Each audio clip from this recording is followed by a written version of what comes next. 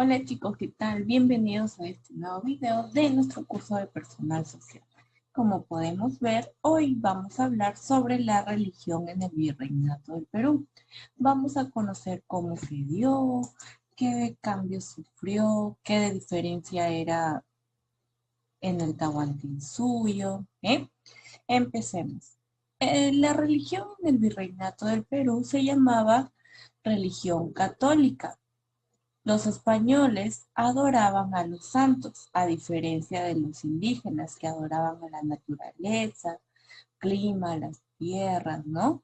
Todo lo que ellos adoraban. Y esta adoración que ellos tenían, los españoles, que eran los santos, lo hacían mediante misas, mediante rezos, ¿no? Que hasta ahora en la actualidad utilizamos algunos, creemos en santos, creemos o lo hacemos mediante misas, vamos a misas, ¿verdad? En cambio, en la religión indígena era muy diferente, ¿recuerdan? Eran cultos, hacían ofrendas, hacían sacrificios. Ahora, con la llegada de los españoles, chicos, todo cambió, incluso la religión. La religión, como un factor cultural, no fue ajena a este cambio, todo este proceso, pues se impuso la religión católica por parte de los españoles. Esto hizo que suceda un gran choque entre la religión de los incas y los españoles. ¿Por qué?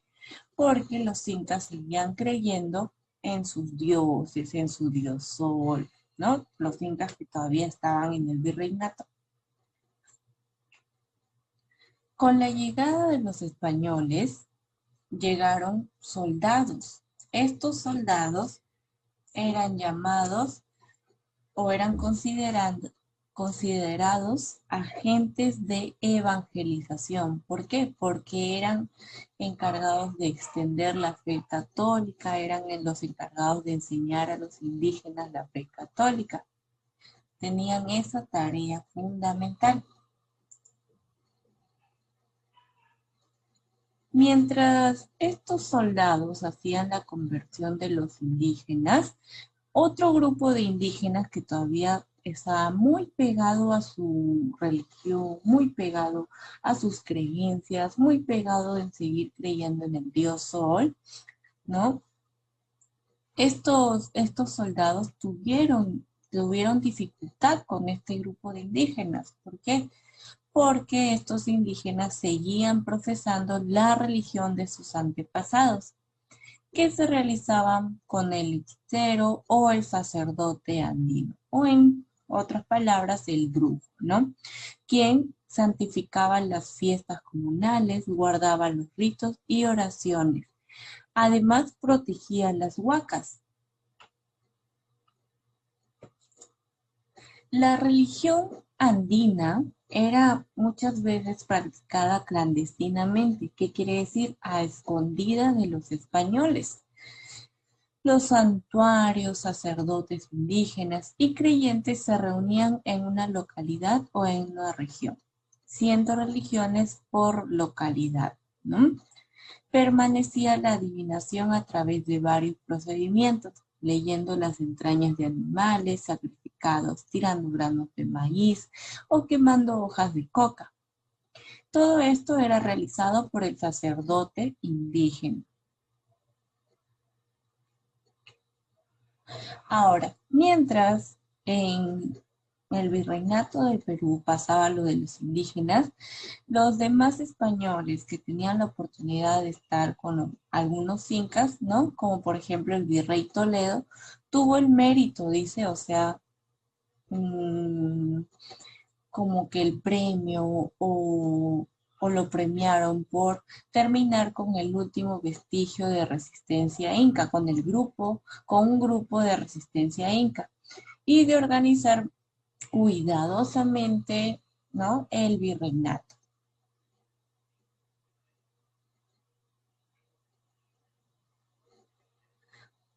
Durante el siglo XV e inicios del siglo XVII, los españoles pensaron que la cristianización de los indígenas sería fácil, Pues en cierta parte era verdad, ¿no? ¿Por qué? Porque los peruanos, los indígenas, nuestros antepasados, algunos aceptaban la nueva fe, o sea, la de los españoles, y practicaban formas culturales que los sacerdotes católicos inculcaban.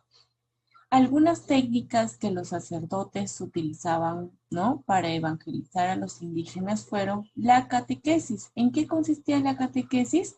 Consistía en explicar el mensaje cristiano, bautizar e impartir los sacramentos a los indígenas. Se bautizaban en su nueva religión, que era el cristianismo. ¿Mm? Otro método que ellos utilizaban era la extirpación de idolatrías. ¿De qué se trataba esto? Como había grupos, recuerdan que les acababa de comentar, habían grupos de indígenas que todavía persistían, seguían con sus creencias andinas. Entonces, ¿qué hicieron los españoles? Empezaron a realizar campañas de extirpación de idolatrías, que consistía en buscar y perseguir hechiceros, ídolos o todo aquel indígena que todavía seguía creyendo en dioses naturales.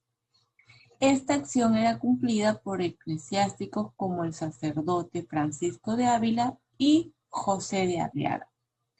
¿Qué hacían durante esta extirpación de idolatrías? Ellos visitaban un pueblo y hablaban con los indígenas, ¿no? Realizaban una reunión donde nadie tenía que faltar, ¿no? Entonces, cuando llegaba este día que iban a hacer la reunión, realizaban una misa. Luego, a todos los indígenas que habían sido invitados a esa reunión, eran obligados o incitados a decir la verdad, todas sus verdades, como a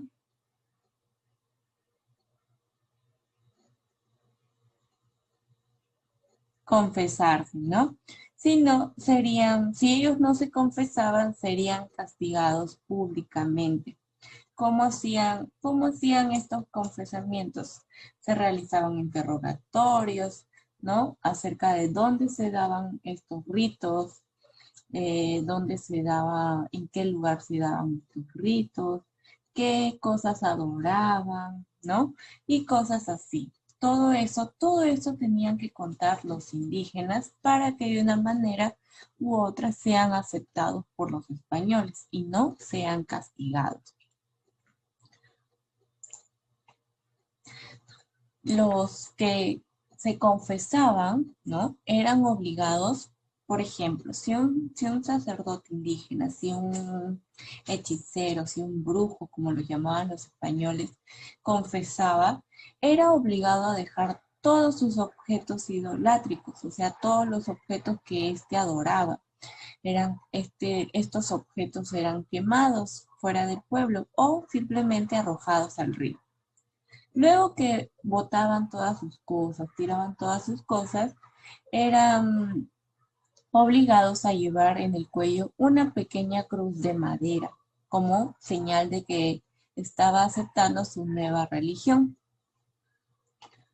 Otro método que utilizaron fue la Santa Inquisición. La Santa Inquisición era como un tribunal, como un juicio, ¿no? Donde se hacían juicios, por ejemplo, ¿qué era la Santa Inquisición? ¿Para qué servía este lugar? ¿O qué hacían? ¿No? La Santa Inquisición utilizaba la tortura. ¿Para qué? Como mecanismo para purificar el alma de las personas, como castigos, ¿no? Que consideraban brujos, que consideraban personas malas, personas que no creían en la fe, etcétera, etcétera. Por ejemplo, nos dicen, la población andina acudía a las iglesias para celebrar misas, fiestas patronales, bodas y bautizos. Los religiosos ayudaban a los más necesitados y eran los encargados de la educación, que ya vimos en el video anterior.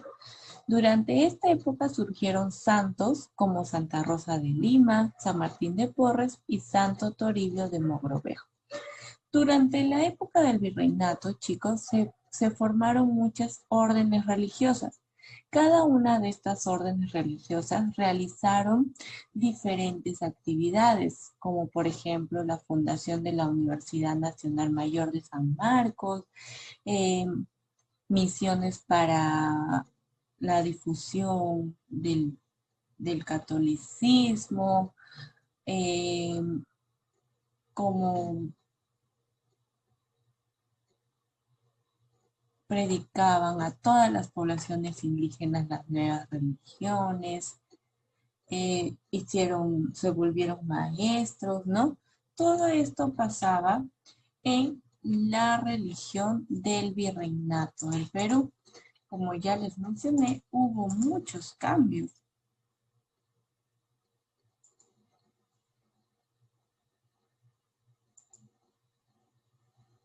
Veamos también cómo era o cómo empezó la existencia de la Iglesia española en el virreinato del Perú.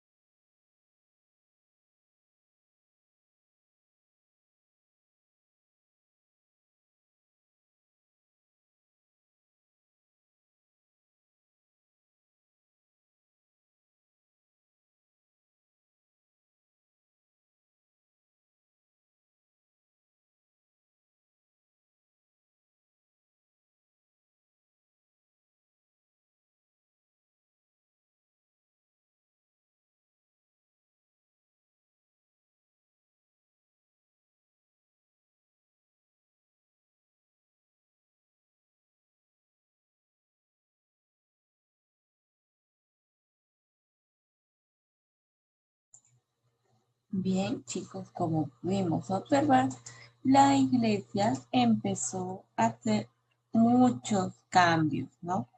Muchos cambios durante el virreinato del Perú.